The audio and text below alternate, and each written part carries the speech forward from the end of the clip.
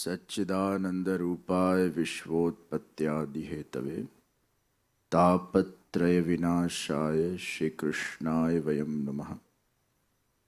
प्राकृतधर्मानाश्रयमप्राकृतनिखिलधर्मरूपमिति निगमप्रतिपाद्यं यत्तच्छुद्धं साकृतस्तौमि।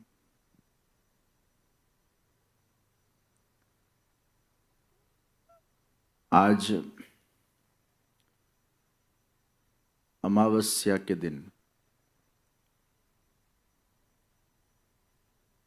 यज्ञ का दिव्य आयोजन किया गया और इसके पूर्व श्रीमद् भागवत सप्ताह ज्ञान यज्ञ का भी आयोजन यहाँ साकार हुआ। श्री मनालाल जी, पुरुषोत्तम लाल जी, मधुसूदन लाल जी अग्रवाल, योगेश जी, राजेश जी, रवि जी, आयुष जी और संपूर्ण अग्रवाल परिवार, किशोर जी ने आप सबके बारे में मुझे बहुत कुछ बताया। जैसे आपने भागवत कथा के अंदर सुना ही होगा कि नारद जी के माध्यम से भगवान श्री कृष्ण के गुणगान को सुनकर रुक्मिणी जी को भगवान श्री कृष्ण के साथ मिलन की इच्छा हुई। उसी भांति किशोर जी ने आप सबके इतने गुणगान हमारे सामने गाए कि हमें भी आपको मिलने की इच्छा हो गई। हम जब एयरपोर्ट से यहाँ तक आ रहे थे तो गाड़ी में आपके सेक्रेटरी के माध्यम से भी बहुत सारी बातें जानने को मिली। मैं बहुत प्रभावित हुआ। देश विदेश में अलग अलग जगह पर मेरे प्रवास होते हैं, कथा होती है। बहुत सारे आप जैसे परिवार हमारे संपर्क में भी है। बहुत सारे घरों में भी मेरी पधरामनी होती है। बहुत सारे युवाओं को भी मैं मिलता हूँ और आपका ये परिवार मुझे बहुत अनोखा लगा। राम, लक्ष्मण और भरत जैसा ये परिवार है, जहां बड़े भाई को इतना आदर दिया जाता हो, जहां जिस परिवार में इतनी यूनिटी हो, जिस परिवार का केंद्र सत्कार्य है, मानव सेवा है, सामाजिक कार्य है और दूसरे को मदद करने में ही आपकी हमेशा के लिए रुचि रही है। आपकी जो नई जनरेशन है उसके अंदर भी विशेष क्रिएटिविटी है। हमारे गुजराती में कहावत है, मोरना ईंडा ने चितरवा न पड़े। जो मोर के ईंडे होते हैं उनको चितरना नहीं पड़ता है, गुजराती कहावत है। तो वो परंपरा, जेनेटिक परंपरा आपकी जो प्राप्त हुई है, हमारे यहाँ कहा गया है, सुशीलो मातृपुण्येन पितृपुण्येन चातुरः औदारम वंश पुण्येन आत्मपुण्येन भाग्यवान। अगर आप सुशील हो यानी यह आपके माता का पुण्य है। अगर आप चतुर हो यह आपके पिता का पुण्य है, क्योंकि मन माता में से प्राप्त होता है, बुद्धि पिता में से प्राप्त होती है।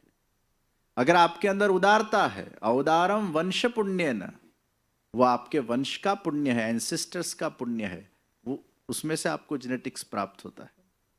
आत्म पुण्येन भाग्यवान। व्यक्ति अपने स्वयं के आत्मा के पुण्य से वो भाग्यवान होता है। तो आपके वंश में ही उदारता है, औदारम वंश पुण्येन। और ये अद्भुत परिवार ईश्वर की इच्छा से ही इस भूतल पर आया है। तो आप सबको प्रथम बार मिलकर किशोर जी उसमें निमित्त बने, मुझे बहुत प्रसन्नता हो रही है। मैं जानता हूं आज अतिकाल हो गया है, आप सबका भोजन भी बाकी है। नहीं, मेरा तो वो श्रावण मास का वो व्रत चल रहा है, आज आखिरी अमावस्या है। पर मैं कुछ दो बातें आप सबके सामने कहना चाहूंगा। हर एक के जीवन के अंदर कंसंट्रेशन का अभाव है। Focus is so much important.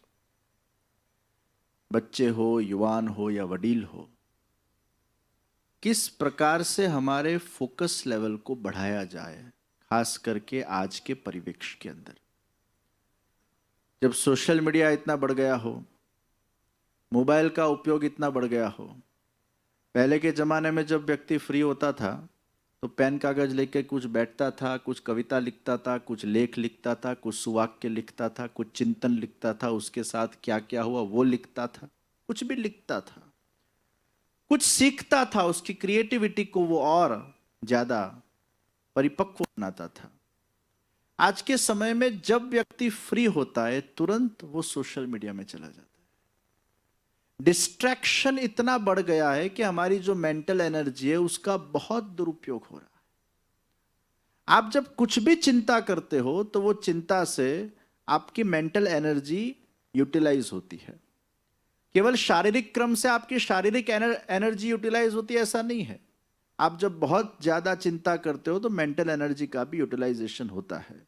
आप जहां भी आपके मन को लगाते हो वहां आपकी एनर्जी का यूटिलाइजेशन हो जाता है। तो आज के समय के अंदर डिस्ट्रैक्शंस के कारण व्यक्ति अपने फोकस को कहीं ना कहीं गंवा बैठता है, उसकी एनर्जी को डिस्ट्रीब्यूट कर लेता है।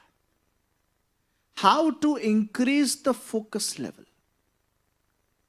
गीता में भी यही प्रश्न पूछा गया। चंचलम ही मनः कृष्णो प्रमाथि बलवद्दृढ़म तस्याहम निग्रहम मन्ये वायोरिव सुदुष्करम। और तब भगवान ने जवाब दिया, अभ्यासेन तु कौन्तेय वैराग्येन च गृह्यते। अभ्यास से, प्रैक्टिस से ही व्यक्ति अपनी एकाग्रता को बढ़ा सकता है, अनुशासन ला सकता है, डिसिप्लिन ला सकता है। तो अलग अलग प्रकार के हमारे यहां अभ्यास बताए गए हैं, क्योंकि मन तो चंचल ही है और यह चंचल मन को स्थिर करना एक जगह के ऊपर बहुत कठिन है। तो कुछ अभ्यास जो मैंने स्वयं किए और मैंने बहुत सारे युवाओं को युवा शिविरों के अंदर भी ये अभ्यास दिए, वो मैं आपके सामने शेयर करना चाहता हूं। केवल थियरी नहीं, लेकिन थोड़ा आपको एक प्रैक्टिकल नॉलेज भी मैं देना चाहता हूं। शायद आपको पता भी हो, मुझे नहीं पता है, लेकिन कई युवाओं को, जिन लोगों को एकाग्रता की बहुत बड़ी तकलीफ थी, उन लोगों ने जब ये अभ्यास किए उनको मिरेकल रिजल्ट्स प्राप्त हुए। सबसे पहला अभ्यास, सुबह उगते सूर्य के अंदर जो शक्ति है, कुदरत ने हमें इतनी सारी शक्तियां दी है, लेकिन आज सूर्य और चंद्र के सामने देखने को भी किसी के पास टाइम नहीं है। सुबह उठ के वो मोबाइल देखता है, लेकिन सूर्य को देखने का समय नहीं है। हमारे ठाकुर जी जैसे वेणु जी के साथ पढ़ते हैं, हम भी मोबाइल रूपी वेणु जी के साथ पढ़ते हैं और उठने के साथ सीधे मोबाइल के दर्शन प्रथम होते हैं। सुबह है, आप अब तो डिजिटल पंचांग आता है, आप समय देख लीजिए कि सूर्योदय का समय कौन सा है। उगते सूर्य को हमारी आंख से हम 20 मिनट तक देख सकते हैं। आप प्रयास कीजिए, कभी अपलक नेत्र उगते सूर्य का आप दर्शन कीजिए और उससे जो विटामिन डी तो आपको मिलेगा ही, लेकिन अपलक नेत्र जब हम उगते सूर्य के दर्शन करते जाते हैं तो सूर्य सीधे हमारे आत्मा को प्रभावित करता है, क्योंकि आत्मा का कारक वो सूर्य है, मन का कारक वो चंद्र है। और इसलिए सूर्य को पिता माना गया और चंद्र को मां माना गया। अगर कोई उगते सूर्य के सामने फोकस करता है तो धीरे धीरे उसके फोकस लेवल में बहुत बड़ी बढ़ोतरी आ जाती है, उसका आत्मबल बढ़ जाता है। अगर किसी के अंदर कॉन्फिडेंस की कमी हो तो 20 मिनट सूर्य को खाली देखने मात्र से उसका कॉन्फिडेंस लेवल भी बढ़ जाता है। आपको ताज्जुब होगा जानकर, गुजरात में एक बहन थी, उसने 6 महीने खाली जल पर व्रत किया, केवल जल पर। और जब उसको देखा गया तो एकदम एनर्जी से युक्त, जरा भी अशक्त नहीं। मीडिया वालों ने उसको पूछा कि आपने ऐसी कौन सी तपस्या की, कौन सी ऐसी साधना की, आप एक सामान्य गृहस्थी हो, आपको ये शक्ति कहां से मिली? उसने जवाब दिया कि मैं कुछ नहीं करती थी, मैं केवल मात्र सुबह उठकर उगते सूर्य को 20 मिनट तक बस अपलक नेत्र से देखती जाती थी और उसमें जो मुझे ऊर्जा प्राप्त हो गई तो खाए पिए बिना भी मेरे अंदर वो शक्ति का संचार हो गया। तो फोकस बढ़ाने का पहला साधन सूर्य के 20 मिनट तक दर्शन। दूसरा साधन जो हमारे यहां त्राटक विद्या की गई है, अग्नि को सामने रखकर दिया जलाकर कांस्टेंट उसको जब हम देखते हैं, पहले 1 मिनट, फिर 2 मिनट, फिर 3 मिनट, फिर 5 मिनट, फिर 10 मिनट, भले आंख में से पानी निकलता जाए, आपका आज्ञा चक्र पर फोकस करते हुए आप उसको कांस्टेंटली देखिए। यह अभ्यास कई लोगों ने किया। कई लोगों का मन बहुत चंचल था, उनके मन के ऊपर उनका कंट्रोल नहीं था, लेकिन यह अग्नि के सामने कांस्टेंट देखने से, यह अभ्यास करने से उनका कंसंट्रेशन लेवल बढ़ गया, एकाग्रता बढ़ गई। तीसरा साधन, अभी जैसे कृष्ण पक्ष का आखिरी दिन है, वो अमावस्या है। अमावस के दिन तो खास सत्संग करना चाहिए, क्योंकि अमावस के दिन जब चंद्र की अनुपस्थिति होती है तो बहुत बड़ा प्रभाव हमारे देह के ऊपर, हमारे अंतःकरण के ऊपर भी पड़ता है। चंद्र आज समुद्र को अगर प्रभावित कर सकता है और समुद्र के अंदर अगर भरती और ओट आ सकती है, तो हमारे अंदर 72% पानी है। तो चंद्र हमारे अपने आप को क्यों प्रभावित नहीं कर सकता है, अंतःकरण और देह को। और इसलिए आप देखिएगा, कभी ऑब्जर्व करना अपने आप को। मैंने तो खुद किया है, मैंने खुद देखा है। हमारे दादाजी के बहन पूजनीय इंदिरा बेटी जी, जिनकी गादी पर हम विराजमान हुए बड़ौदा में ब्रजधाम संकुल में, वो जब हॉस्पिटल में थे, 75 दिन हॉस्पिटल में रहे, कोमा में रहे, और जब जब चतुर्दशी और अमावस्या आती थी, उनका ऑक्सीजन लेवल डाउन चला जाता था। ये मिरेकल साइकोलॉजिकल नहीं है। अगर साइकोलॉजिकल हो और आप एकदम हॉस्पिटल में भर्ती हो गए और कोई आपको कहे 14 अमावस आ रही है तो आपकी तबियत और बिगड़ जाएगी, ऐसा भी नहीं था। जरा भी साइकोलॉजिकल नहीं था। वो कोमा में थे, उनको कुछ पता नहीं था।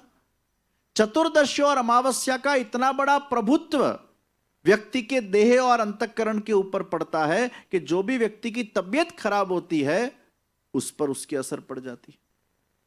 और आप ऑब्जर्व करना, वद अष्टमी से अमावस्या तक के जो 7 दिन है, 8 दिन है, उसमें आपकी जो मनस्थिति रहेगी, उसमें कहीं न कहीं थोड़ा उच्चाट, स्ट्रेस और टेंशन रहेगा। और शुक्ल पक्ष की अष्टमी से लेकर पूर्णिमा तक ये जो 7 या 8 दिन होंगे, उसमें आपके मन में सहज कहीं न कहीं शांति और प्रसन्नता रहेगी, क्योंकि चंद्र उस वक्त खिल रहा होता है और यहां चंद्र क्षीण हो रहा होता है। तो चंद्र के अंदर जो शक्ति है, आज ज्योतिषी चंद्र पहनने को बोलते हैं। मैं सबको बोलता हूं, आप कोई ग्रह मत पहनो, लेकिन जो चंद्र साक्षात विराजमान है उसको 10 मिनट देखने का तो प्रयास कीजिए, उसके साथ थोड़ा टाइम तो बिताइए। अगर जिस किसी को भी बहुत नेगेटिव एनर्जी उसके अंदर हो, मन उसका बहुत अशांत हो, अगर 10 मिनट रोज अगर वो चंद्र के दर्शन करे, और पूर्णिमा के दिन अगर रात को छत पर चंद्रमा की चांदनी के अंदर अगर वो सो जाए, और वो एनर्जी जो उसको प्राप्त होती है वो सीधे उसके मन को इफेक्ट करती है। अगर उच्चाट मन जिसका होता है, केवल चंद्र दर्शन 10 मिनट रोज करने से या पूर्णिमा के चंद्र के अंदर बैठने से या सोने से उसके मन को इफेक्ट करता है। चंद्र में यह ताकत है। अब रोज चंद्र बेचारा उगता है, कौन देखता है? किसको चंद्र देखने का टाइम है और किसको सूर्य देखने का टाइम है? तो तीसरा चंद्र के दर्शन है। चौथे नंबर के ऊपर मन को एकाग्रित करने के लिए सबसे ज्यादा हमारे डाइट में फ्रूट्स का इन्वॉल्वमेंट किया जाए। नेचुरल शुगर्स फ्रूट से प्राप्त होता है, और फ्रूट जिसके जीवन के अंदर अधिकांश मात्रा में है, क्योंकि फ्रूट्स में सत्व गुण है। आज हम एकादशी वगैरह करते हैं या व्रत करते हैं या वो जयंती व्रत करते हैं, तो ये फरार कहां से आया? साबूदाना, चिप्स, ये जितना भी फरार है, फलाहार से लोग फरार हो गए। तो मूल में फलाहार ही था हमारे यहां, क्योंकि हाईएस्ट सत्व एनर्जी फलाहार के अंदर है, और आप जो खाओगे आप वैसा बनोगे। अर्थात हम जो भी हमारे अंदर डाल रहे हैं वो हमारा रक्त बनेगा और वही फिर हमारा स्वभाव बनता जाएगा, वही हमारे रुचि का विषय बनता जाएगा, ऐसा हमारा नेचर बनेगा।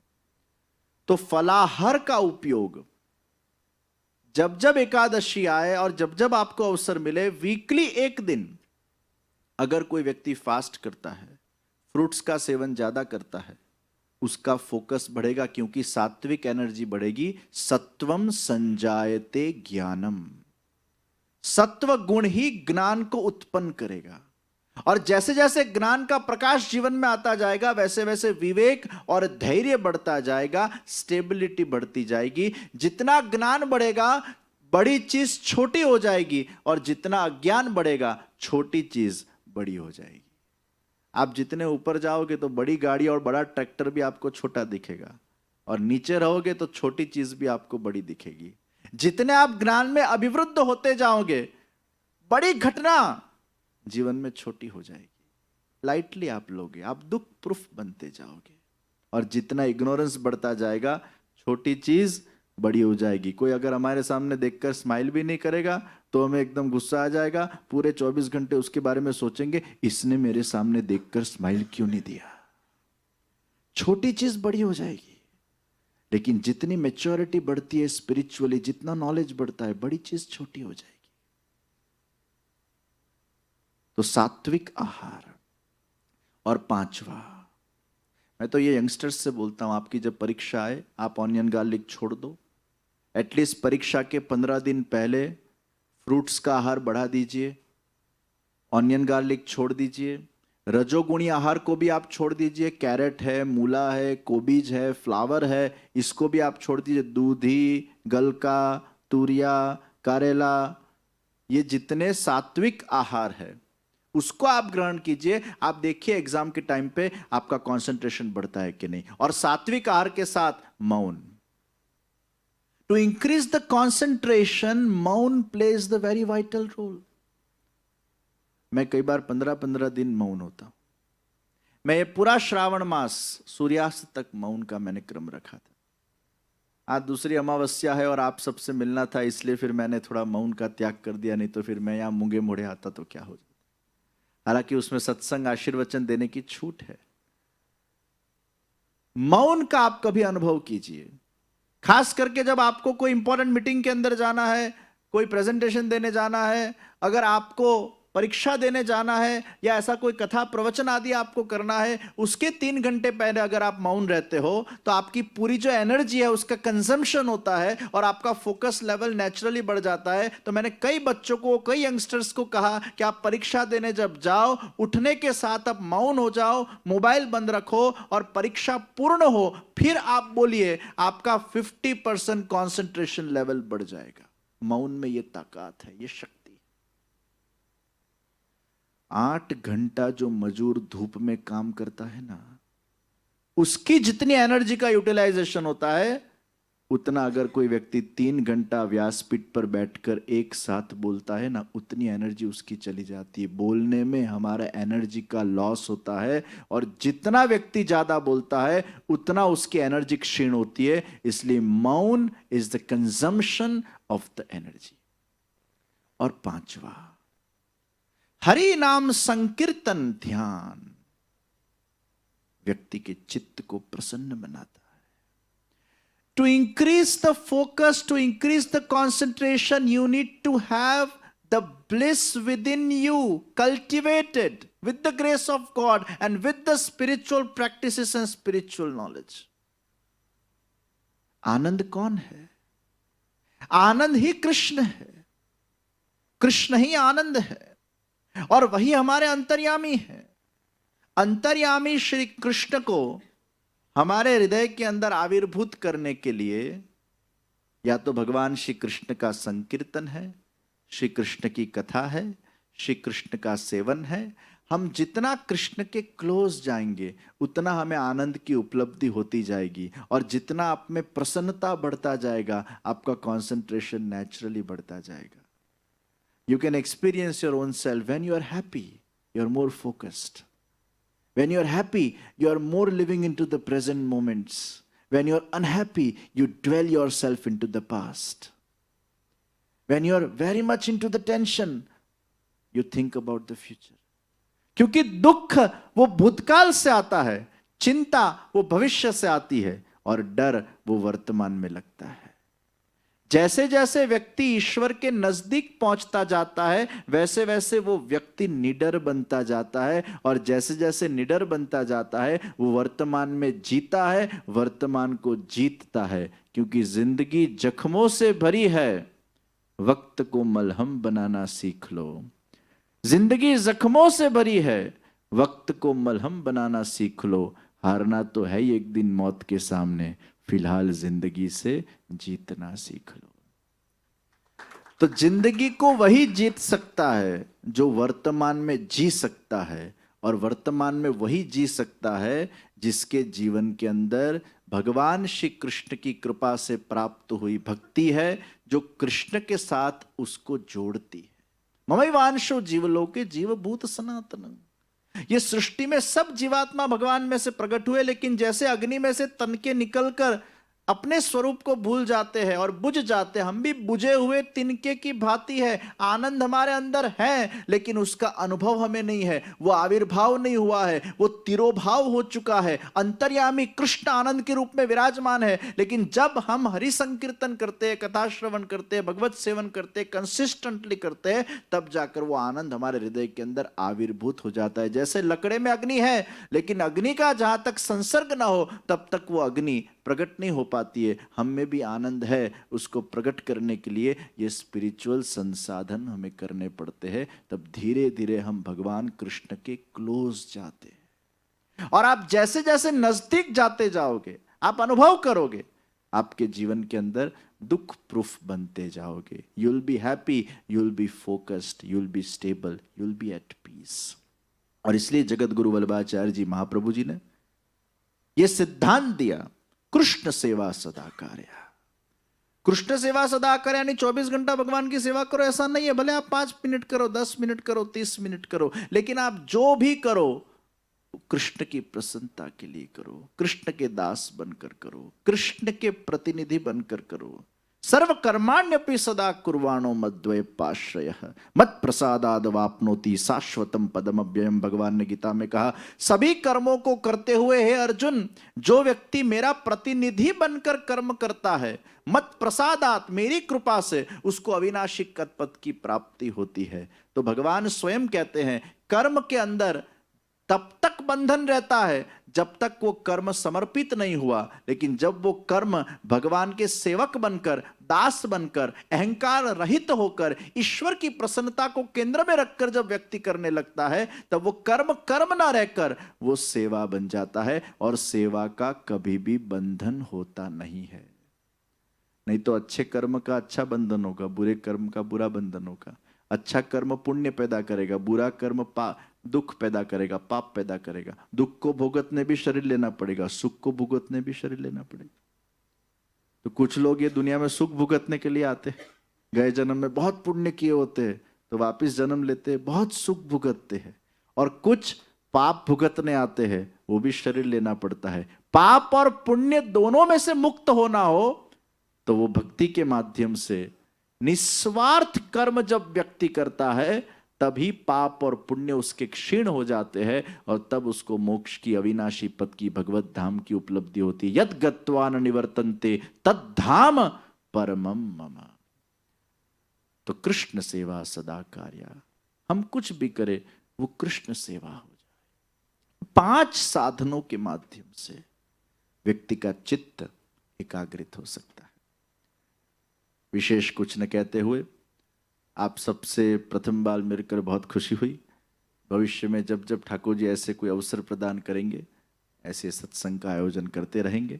और आपके तो घर में ही ये सत्संग हुआ, लोग वो बाहर मंडप में करते हैं, वो भी अच्छी बात है, लेकिन घर में ही 7 दिन तक श्रीमद् भागवत का श्रवण करना, और फिर आज यज्ञ होना, ऐसा सत्संग का आयोजन होना, सब आगंतुक की वैष्णव प्रसादी का आयोजन होना, ये कितने बड़े भाग्य की बात है। ईश्वर की कृपा के बिना यह अवसर हमें प्राप्त नहीं होता है। आपका घर पावन हो गया है, आपके घर में शायद अगर कोई भी नेगेटिव एनर्जी भी रही होगी वो दूर हो गई है, और यहाँ पृथ्वी जल तेज वायु आकाश पंच महाभूत की भी यहाँ उपस्थिति है, जल भी यहाँ सामने विराजमान है। और ऐसे में ये कथा का आयोजन ये भाग्यशाली लोगों को ही प्राप्त होता है।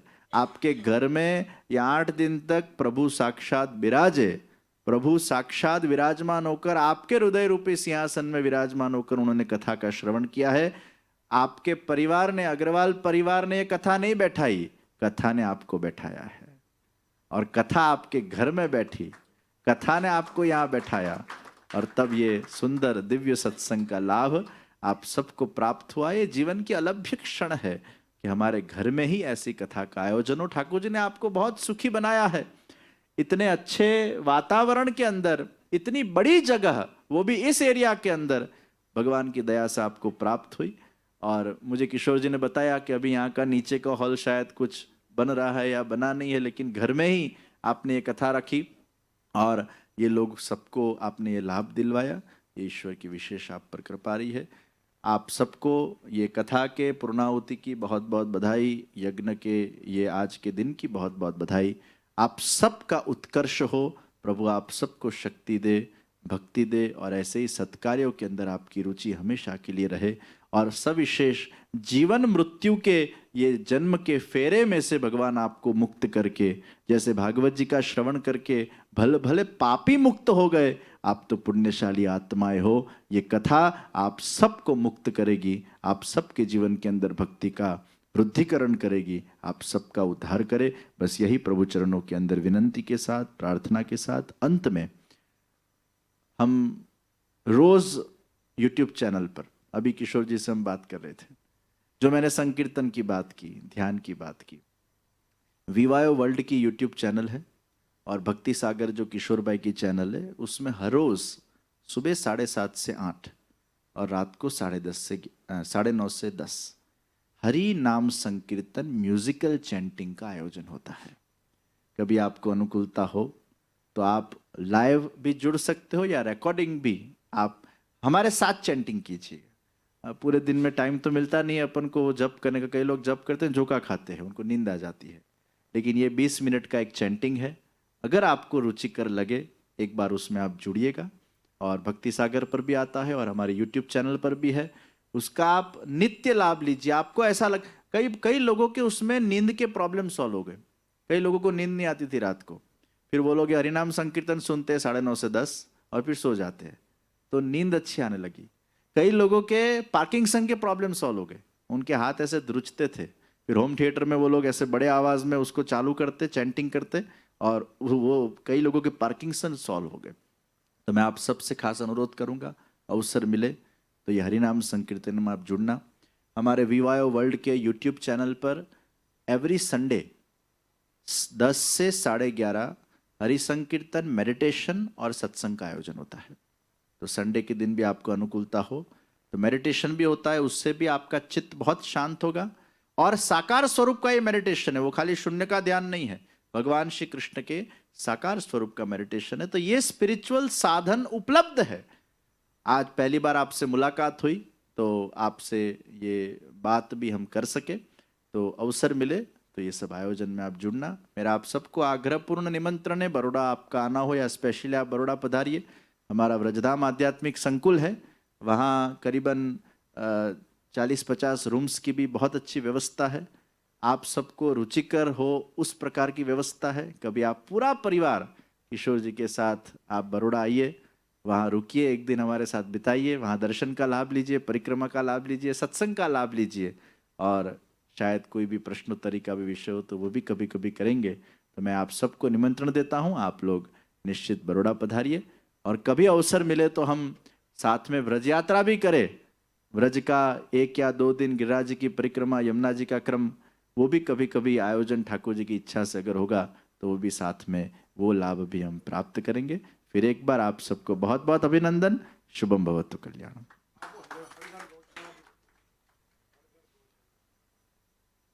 विवाहों के तहत हमारे किशोर जी के नेतृत्व में, मधुसूदन जी के विशेष प्रयासों से और आप सब परिवार के साथ से हर घर गौ सेवा का एक प्रोजेक्ट का शुभारंभ होने जा रहा है। और यह ऐसा प्रोजेक्ट है कि हम सबका एक दायित्व है कि हम सबको गाय घर में पालनी चाहिए, लेकिन अब हम कहाँ गाय पालने जाएंगे, सुविधा नहीं है। तो जितने भी किसान हैं जो गौ सेवा कर रहे हैं, गाय को पाल रहे हैं, वो भी हमारी देसी गाय सविशेष, तो उन किसानों को कुछ ऐसे डोनर्स खड़े होंगे पूरे विश्व के अंदर। अभी 30,000 लोगों का हमारा टारगेट है कि 30,000 लोगों को हम जागरूक करें और वो एक एक गाय पाले। तो एक किसान की जो गाय होगी वो ये स्पॉन्सर करेंगे और सालाना वो गाय का जो कुछ भी खर्च होगा वो ये व्यक्ति उस डायरेक्ट किसान को देंगे संस्था के माध्यम से, और वो किसान निश्चिंता से वो गाय का पालन करेगा। उसमें से जो कुछ भी घी वगैरह प्राप्त होगा वो पुनः जो डोनर होंगे उनको दिया जाएगा, ताकि गाय का प्रसाद वो डोनर्स को प्राप्त हो। ये पूरी बहुत अद्भुत योजना जब किशोर जी मुझे मिले और उनके साथ रवि जी ने, संदीप जी जब मुझे बड़ौदा मिले प्रथम बार और पूरा प्रोजेक्ट मुझे जब समझाया, मुझे बहुत अच्छा लगा कि आज इसकी बहुत आवश्यकता है। अगर पूरे भारत के जितने किसान हैं जो गाय पाल रहे हैं उनको अगर हम सपोर्ट करेंगे तो गाय का संवर्धन होगा, गाय का रक्षण होगा, और जो गाय वसुकी हो जाती है और कत्ल खाने में जाती है और मार दी जाती है, गाय का कत्ल भी इससे बंद होगा। क्योंकि अगर किसान संतुष्ट हो जाएगा फाइनेंशियली तो फिर उसको गाय को बेचने की कोई आवश्यकता है ही नहीं। और इससे भी अधिक उसके 18 के आसपास बछड़े होते हैं, बछड़ी, तो वो भी गाय बनेगी भविष्य में। बैल भी होगा तो बैल का भी वो योग्य रूप से निर्वहन करेगा। वो जो बछड़ी बनेगी उसके हम डोनर्स खड़े करेंगे, यानी बछड़ी होगी तब से वो डोनर उसको पालेगा और फिर वो गाय बनेगी और फिर उसका भी पालन पोषण होगा। तो ये बहुत अच्छा प्रोजेक्ट अभी महाराष्ट्र और गुजरात के अंदर हम 30,000 करीबन ऐसे मेंबर्स खड़े कर रहे हैं। ये घर घर गौ सेवा के प्रोजेक्ट के अंतर्गत बहुत सारे लोग इसमें जुड़ रहे हैं और हम सब प्रयास करें मिलकर कि अधिक से अधिक, आज हमारे भारत देश के अंदर हजारों लाखों लोग हैं जो आर्थिक रूप से सक्षम हैं। अगर एक एक गाय पालने का भी वो सुनिश्चय कर ले तो भारत के जितने किसान हैं वो हर एक किसान के गाय के पालन के अंतर्गत हमें सेवार्थी मिल सकते हैं। तो ये प्रोजेक्ट को भी हम आगे बढ़ा रहे हैं। किशोर जी का बहुत अच्छा भाव है। हम विवाह संस्था के साथ इस प्रोजेक्ट के अंदर जुड़े हैं और मुझे उन्होंने बताया कि मधुसूदन जी के साथ भी उनकी बैठक हुई थी और आप भी इस प्रोजेक्ट के साथ, पूरे परिवार के साथ इस प्रोजेक्ट के अंदर आप भी जुड़ने वाले हो, अग्रवाल समाज को भी आप जोड़ने वाले हो। ऐसे अलग अलग समाज तक इस विचारधारा को हम पहुंचा रहे हैं। तो हालांकि मैं तो आपके प्रेम के लिए यहाँ तक आया हूँ। मैंने तो किशोर जी से कहा था कि मुझे कोई प्रोजेक्ट की बात यहाँ नहीं करनी हो, तो आपने याद दिलाया, इसलिए फिर मैंने ये प्रोजेक्ट आपके सामने रखा। मेरा तो केवल भाव एक दो बातें अच्छी आपको खाली आपके साथ शेयर की जाए, और ये सत्संग का ही खाली भाव था। पर हम सब ये अच्छे कार्य में जुड़कर सत्कर्मों को आगे बढ़ाए। तो विशेष कुछ न कहते हुए आपका परिचय। हाँ, दाऊ जी त्रिपाठी, अच्छा, आपने कथा की 7 दिन। अरे वाह, बहुत बहुत खुशी हुआ आपसे मिलकर। मुझे बताया बहुत सुंदर 7 दिन, और श्री आदरणीय श्रद्धेय रामभद्राचार्य जी के आप शिष्य है। बहुत पवित्र आत्मा है, बहुत अच्छे विद्वान है और बहुत सुंदर वो भी कथा करते हैं। तो आपकी 7 दिन ये कथा का लाभ ये सबको प्राप्त हुआ। आपको भी बहुत बहुत बधाई, बहुत बहुत अभिनंदन। आपको भी मेरा बहुत निमंत्रण है, बड़ौदा पधारिए, हमारे संकुल में निवास करिए। कभी हमारे संकुल में आपकी कथा का आयोजन करेंगे। शुभ भव।